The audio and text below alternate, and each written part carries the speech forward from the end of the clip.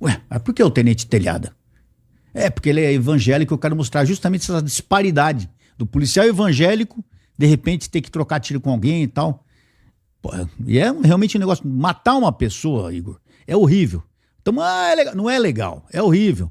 Quando você tira a vida de uma pessoa, por mais que você esteja defendendo a sua vida ou de outra pessoa, é uma coisa traumática, é uma coisa difícil. Você matou uma pessoa, ele tem família, ele tem pai, mãe. Por mais canalha e desgraçado que ele seja, ele é um ser humano também, igual você. Então isso choca a nossa parte física, psicológica e a nossa parte espiritual. Todos nós temos uma alma para dar conta. Como é que foi a tua...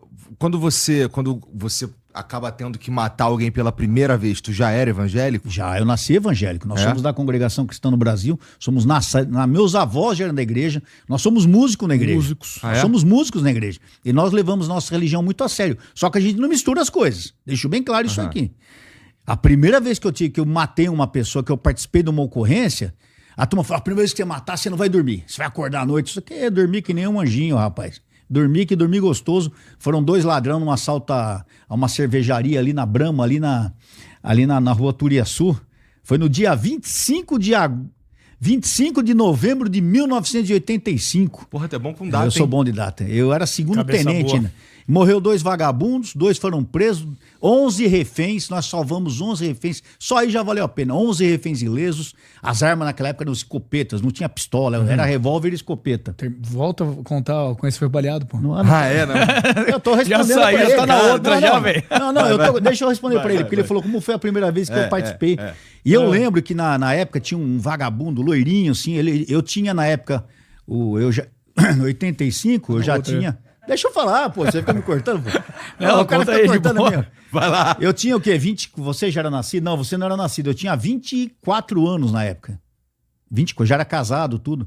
E eu lembro que o vagabundo trocando tiro com a gente, depois, quando nós socorremos, acabou a ocorrência, eu lembro que nós levamos esse cara pro Fraturas da Lapa. Esse PS nem existe mais, né? Hoje é um mercado, é um supermercado.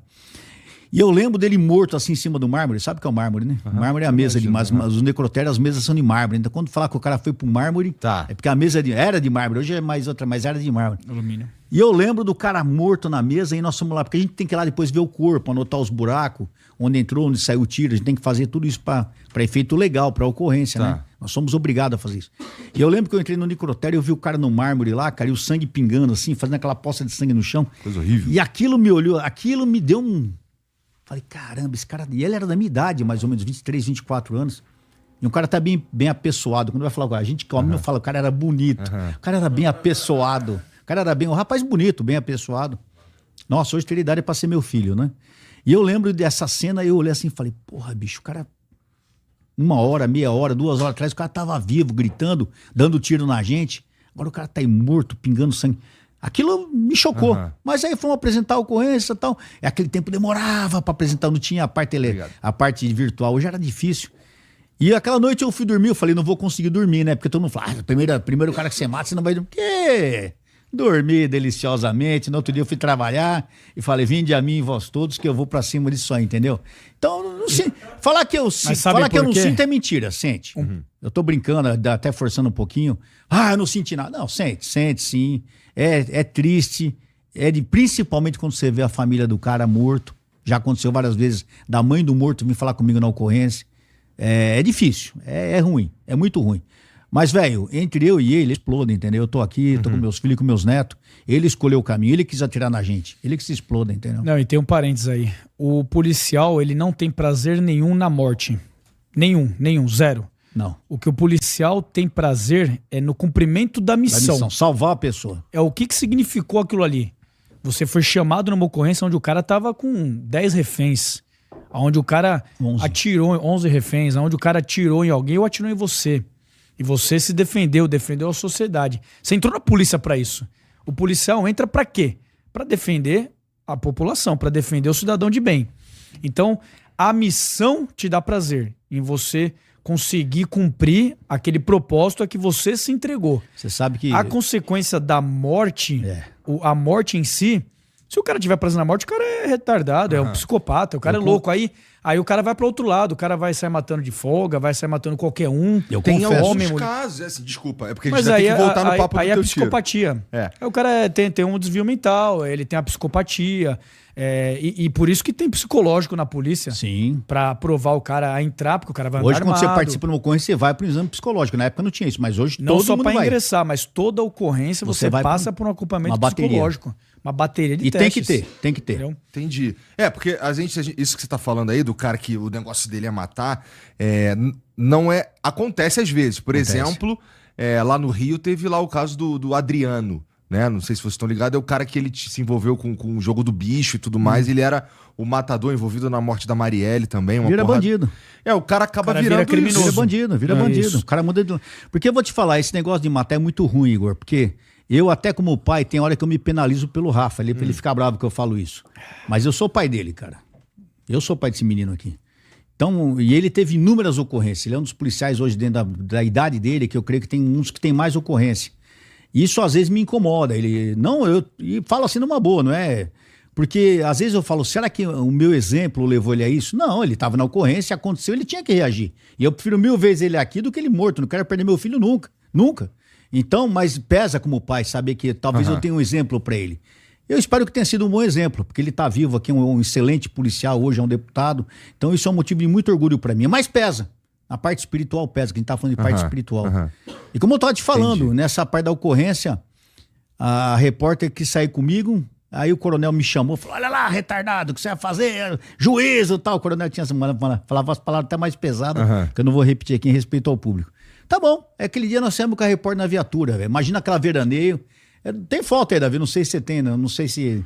Mas tem as fotos, aí não tinha câmera de filme, era fotógrafo. Então era eu comandando a equipe, o motorista do lado, que o comandante vai ao lado do motorista. Muita gente acha que o comandante da equipe é o motorista, né? Na polícia não, na polícia normalmente, somente nos batalhões de polícia, o motorista é um cabo ou um sargento, é um soldado ou um cabo, o comandante é de sargento para cima, né? No mínimo um sargento. E atrás os 2 policiais que a gente chama de segurança 2 e 3. E no banco, no banco traseiro, a repórter escrevendo e o repórter fotográfico. Sérgio Amaral, lembro o nome do cara como se fosse hoje, nem sei se ele é vivo ainda, deve estar vivo ainda, fotografando, tirando as fotos e tal. E aquilo nós saímos do quartel conversando e ela perguntando para mim, que coronel, mas ela perguntou justamente isso. O senhor que é evangélico, como é que é? Entrar numa ocorrência que morre alguém. E eu falei pra ela, a pior coisa pra gente que, acho que pra todo homem, mas pra gente que é evangélico, é quando você entra numa ocorrência e o bandido do outro lado é de uma família de crente da sua igreja ainda, da congregação, que é o nosso caso.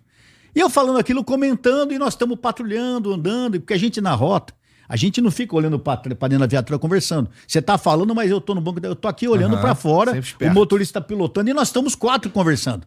Às vezes falando uma piada, dando risada, mas os 4, né, radarzão ligado. E nisso que nós estamos conversando, ela me perguntando qual era a pior coisa, o terceiro homem, o Rosivaldo, já morreu, que Deus o tenha, faleceu, infelizmente. Rosivaldo era um querido amigo, mas infelizmente já se foi. E ele falou, volta naqueles 2 caras. O que é isso? Passou 2 caras que ele achou suspeito, tirocínio policial, e pediu para voltar. Aí a barca manobrou, né? A barca é a veraneio, né? A barca manobrou, pá, os 2, mão pra cabeça, na parede. Encostamos os caras na parede geral, né? Fizemos uma busca pessoal, não tinham arma, não tinham nada. Documento. Aquela época, você era obrigado a andar com carteira de trabalho registrada no bolso. Só carteira de trabalho não era documento. Era carteira de trabalho registrada. Se não você prendia o cara, levava pro distrito, ele respondia por vadiagem, ou então a gente, como era muito difícil a comunicação, não é a tecnologia que era hoje, a gente levava pro distrito para ver se o cara tinha alguma passagem, se estava procurado. E nesse caso, os 2, eu tenho passagem por isso, falei, vamos levar os caras na dúvida, grampo nos caras, algemamos, pusemos no guarda-preso da viatura e fomos pro 45 DP na Brasilândia, verificar se eles tinham passagem ou não. E nisso, dentro da viatura, eu peguei a prancheta e comecei a qualificar os caras. Nome do primeiro, fulano, um negro e um branco. Fulano de tal. O outro, o branquinho. Natanael, não sei o quê. Opa, Natanael é o nome de crente. Tá na Bíblia. Normalmente crente tem nome de Bíblia, né? Aí, eu falei assim, Natanael, eu já olhei pra trás assim, falei, você é crente? Não, senhor. Ficou bravo que eu perguntei. Não, senhor. Mas minha mãe é.